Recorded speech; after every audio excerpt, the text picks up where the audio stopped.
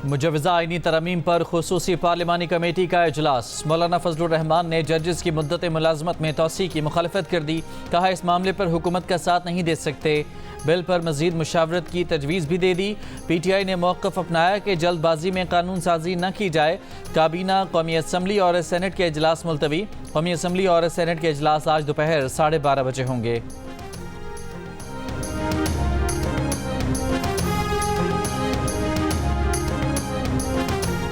आज से पेट्रोल 10 रुपये फ़ी लीटर सस्ता कर दिया गया। पेट्रोल की नई कीमत 249 रुपये 10 पैसे फ़ी लीटर मुकर्रर। वज़ीर आज़म ने पेट्रोलियम मसनूआत की कीमतों में कमी की मंजूरी दे दी। डीजल की कीमत में 13 रुपये 6 पैसे फ़ी लीटर कमी। डीजल की नई कीमत 249 रुपये 69 पैसे फ़ी लीटर मुकर्रर। लाइट डीजल ऑयल की कीमत 12 रुपये 12 पैसे कमी के बाद 141 रुपये 93 पैसे फ़ी लीटर मुकर्रर कर दी गई। मिट्टी के तेल में 11 रुपये 15 पैसे फ़ी लीटर की कमी का ऐलान। मिट्टी के तेल की नई कीमत 158 रुपये 47 पैसे फ़ी लीटर मुकर्रर। वजारत खजाना का नोटिफिकेशन जारी। अच्छी बात है, 10 रुपये कम आवाम को रिलीफ मिल गया। मज़ीद कम होना चाहिए? नहीं, बस सही है, बहुत सस्ता तो गवर्नमेंट कर रही है, लेकिन उसका फ़ायदा आवाम तक नहीं पहुँच रहा। आवाम तक पहुँचे तो फिर बात है ना, किराया भी कम हो। ये पेट्रोलियम मसनूआत में कमी हुई है, इसमें अब ये एक अच्छा फ़ैसला है और ऐसे ट्रांसपोर्ट में किरायों में कमी होनी चाहिए ताकि आवाम को रिलीफ मिल सके। शहरियों का किराए और खाने पीने समेत दीगर चीज़ों की कीमतें भी कम करने का मुतालबा। कहा पेट्रोलियम मसनूआत की कीमतों में कमी का हकीकी फ़ायदा आवाम तक नहीं पहुँच रहा।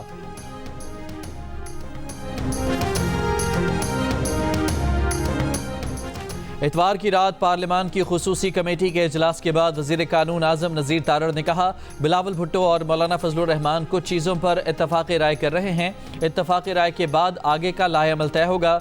नंबर ज़रूर पूरे होंगे।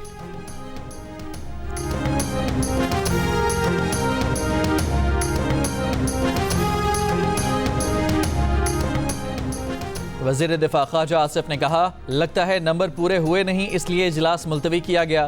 बोले मौलाना फजलुर रहमान ने हमें सपोर्ट नहीं किया। इससे कबल ख्वाजा आसिफ ने दावा किया था कि नंबर्स हुकूमत के हक में हैं। नंबर गेम क्लोज है, हुकूमत के फेवर में है। उन्होंने कहा आज़ाद उम्मीदवारों से भी राब्ते किए हैं। आज़ाद उम्मीदवारों में से कुछ लोग ऑन बोर्ड भी होंगे। उनकी मालूमात के मुताबिक अपोजिशन को आईनी इस्लाहात और तरामीम पर नहीं, इसकी टाइमिंग पर एतराज़ है।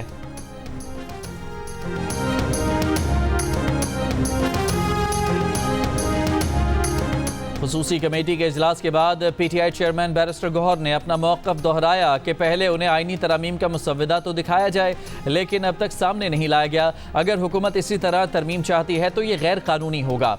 हमने किसी चीज़ पर इत्तफ़ाक़ राय नहीं किया। PTI रहनुमा शिबली फराज ने कहा कि आईनी तरमीम मंजूर करवाने के लिए हुकूमत की कोई तैयारी नहीं थी। कौम का एक दिन बिला वजह ज़ाया किया गया।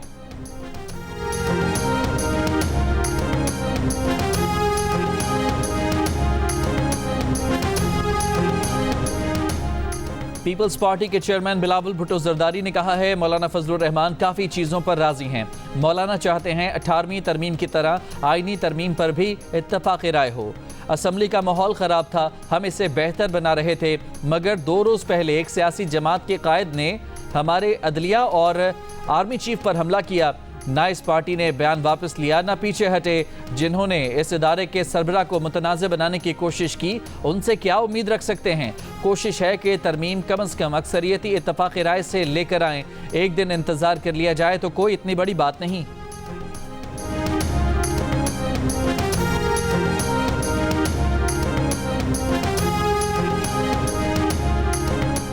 हुकूमत सुप्रीम कोर्ट के 5 सीनियर जजेस में से चीफ जस्टिस लगाएगी। चीफ जस्टिस ऑफ पाकिस्तान का इंतखाब 5 सीनियर जजेस के पैनल में से होगा। आईनी तरमीम के जरिए आईनी अदालत कायम की जाएगी। आईनी अदालत के चीफ जस्टिस और 4 जजेस की तकर्री जुडिशल कमीशन और पार्लिमानी कमेटी करेगी। कौमी असम्बली में मुजवज़ा आईनी तरमीम की तफसीलात जियो न्यूज़ ने हासिल कर ली। ज़राए के मुताबिक सुप्रीम कोर्ट और हाई कोर्ट के जजेस की तैनाती के लिए जुडिशल कमीशन और पार्लिमानी कमेटी को एक किया जाएगा। आइन के आर्टिकल 63A में भी तरमीम की जाएगी। मुनहरफ अरकान के वोट की शक भी मुजवज़ा तरमीम का हिस्सा है। बलूचिस्तान असम्बली की नुमाइंदगी में इजाफे की तरमीम भी शामिल। बलूचिस्तान असम्बली की सीटें 65 से बढ़ाकर 81 करने की तजवीज़।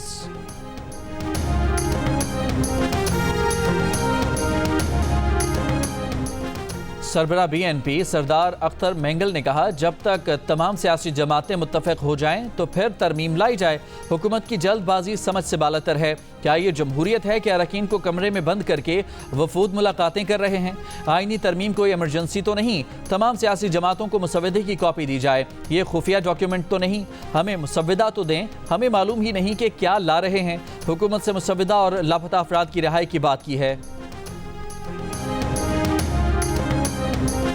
क्या हुकूमत मुजवज़ा आईनी तरमीम के लिए दोनों ऐवानों में 2/3 अक्सरियत हासिल कर पाएगी? कौमी असम्बली में 2/3 अक्सरियत के लिए 224 वोट की ज़रूरत।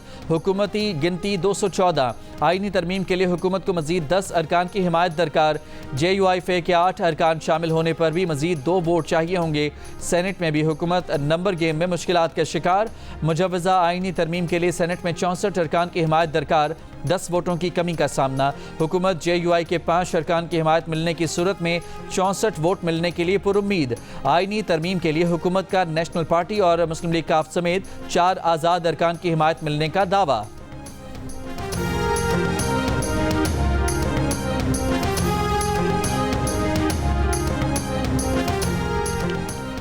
फ्लोरिडा में वेस्ट पाम बीच के गोल्फ क्लब के नज़दीक फायरिंग। वाक़या अमरीकी सदारती उम्मीदवार डोनाल्ड ट्रंप की गोल्फ क्लब से वापसी के वक्त पेश आया। FBI ने वाक़े को ट्रंप के कत्ल की कोशिश करार दे दिया। पाम बीच के कानून नाफिज करने वाले अहलकारों का कहना है ट्रंप बंदूक बर्दाश्त शख्स से 400 से 500 गज के फासले पर थे। हुक्काम को AK-47 किस्म का हथियार मिला है। फायरिंग करने वाले की शनाख्त रियान वेस्ले के नाम से कर ली गई है। सीक्रेट सर्विस ने हिफाजती इकदाम के तौर पर फायरिंग की। ट्रंप ने कहा कि वो महफूज और बिल्कुल ठीक हैं। इस किस्म के वाक़यात उनके हौसले पस्त नहीं कर सकते। वो हथियार नहीं डालेंगे। 2 माह पहले 13 जुलाई को रियासत पेंसिल्वेनिया की रैली में ट्रंप पर कातिलाना हमला हुआ था।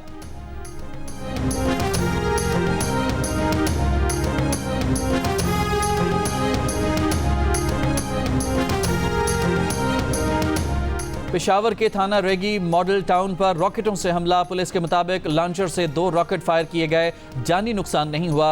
ड्यूटी पर मौजूद पुलिस एहलकारों ने जवाबी कार्रवाई की। जैकबाबाद में खातून पोलियो वर्कर से मुबैना ज्यादती के केस में अहम मोड़। खातून को शौहर ने स्याहकारी का इल्ज़ाम लगाकर घर से निकाल दिया। DIG सखर ने तस्दीक कर दी। धमकियों के इल्ज़ाम में पुलिस ने पोलियो वर्कर के शौहर और देवर को गिरफ्तार कर लिया। ज्यादती केस का मरकजी मुलजिम पहले ही गिरफ्तार है। कराची में मंगल को 12 रबीउल अव्वल के जुलूसों के बायस MA जिना रोड और इतराफ की गलियां बंद होंगी। ट्रैफिक पुलिस के मुताबिक MR कियानी चौक से ट्रैफिक को कोट रोड चौरंगी मोड़ा जाएगा। एम्प्रेस मार्केट से ट्रैफिक को ज़ेबुन्निसा स्ट्रीट मोड़ा जाएगा। शाराए लियाकत से आने वाली ट्रैफिक को आराम बाग लाइट सिग्नल से शाहीन कॉम्प्लेक्स की जानिब मोड़ा जाएगा। यूनिवर्सिटी रोड से आने वाली ट्रैफिक को जेल फ्लाईओवर से कश्मीर रोड भेजा जाएगा। पीपल्स चौरंगी आने वाली ट्रैफिक को शाराए कायदीन या कॉरिडोर 3 से सदर की जानिब मोड़ा जाएगा। गुरु मंदिर से MA जिना रोड आने वाली ट्रैफिक को सेंट्रल जेल की जानिब मोड़ा जाएगा।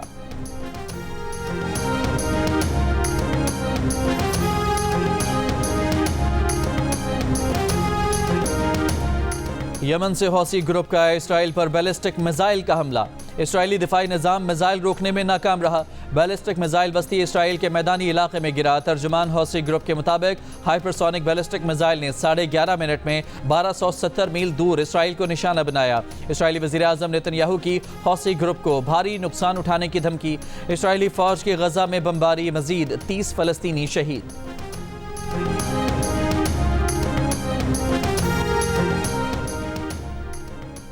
गजा में इसराइली मजालिम के खिलाफ बरतानिया में मुजाहिरा। लंदन में हज़ारों अफराद की एहतजाजी रैली।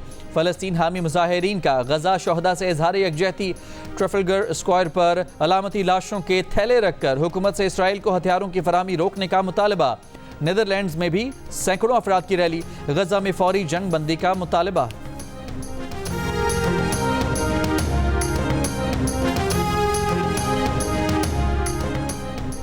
मकबूजा बैतुल मक़दस में इसराइली सरहदी पुलिस पर चाकू हमला। एक इसराइली पुलिस एहलकार जख्मी। जवाबी कार्रवाई में हमलावर को मार दिया गया।